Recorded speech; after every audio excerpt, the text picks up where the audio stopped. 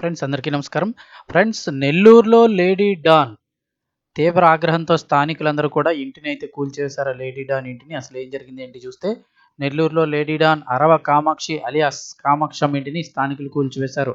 Housing board RTG కాలనీలో ఉన్నటువంటి RGT కాలనీలో ఉన్న కామాక్షం ఇంటిని సోమవారం నాడు రాత్రి స్థానికులు కూల్చివేశారు. కామాక్షమ్మపై గంజాయి కేసుతో పాటు ఇతర నేరారోపణలు కూడా ఉన్నాయి. ఈ క్రమంలోనే ఆమె అరెస్ట్ అయిన తర్వాత స్థానికుల్లో ఆగ్రహం కట్టలు తెంచుకుంది.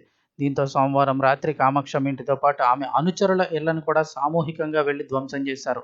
మరోవైపు మంగళవారం ఉదయం పోలీసులు కామాక్షమ్మ ఇంటి వద్ద తనిఖీలు నిర్వహించారు.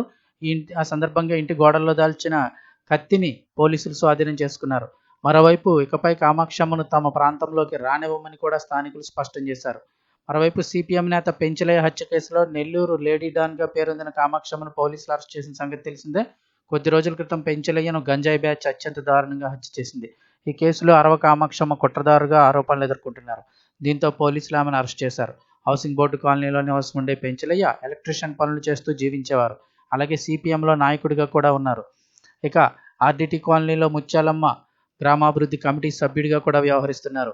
అయితే ఈ ఆర్డీటీ కాలనీలో గంజాయి విక్రయాలు వాడకం గమనించిన పెంచలయ్య వాటిని అడ్డుకున్నారు. అరవ కామాక్షి ఆధ్వర్యంలోనే గంజాయి అమ్మకాలు జరుగుతున్నాయని పోలీసులకు సమాచారం అందించారు. దీంతో పెంచలయ్య మీద కోపం పెంచుకున్న గంజాయి బ్యాచ్ శుక్రవారం సాయంత్రం పిల్లలతో కలిసి స్కూటీపై ఇంటికి వెళ్తున్న పెంచలయ్యపై దాడి చేశారు. హౌసింగ్ బోర్డు ఆర్చి వద్ద 9 మంది ఆగంతకులు పెంచలయ్యను దారుణంగా హత్య చేశారు. ఈ హత్య కేసులో ప్రధాన సూత్రధారిగా భావిస్తున్న కామాక్షితో పాటు ఇప్పటివరకు పోలీసులు 9 మందిని అదుపులోకి తీసుకున్నారు. ఇక కామాక్షి ఇంట్లో భారీగా గంజాయిని స్వాధీనం చేసుకున్నారు. ఇక నెల్లూరులో అయితే బంద్కు పిలుపునిచ్చారు. మరోవైపు పెంచలయ్య హత్య నిరసిస్తూ నెల్లూరులో బంద్ జరుగుతోంది.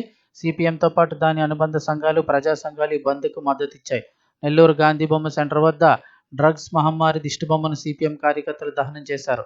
నెల్లూరులో పలు స్కూల్స్ యాజమాన్యాలు స్వచ్ఛందంగా సెలవునైతే ప్రకటించాయి.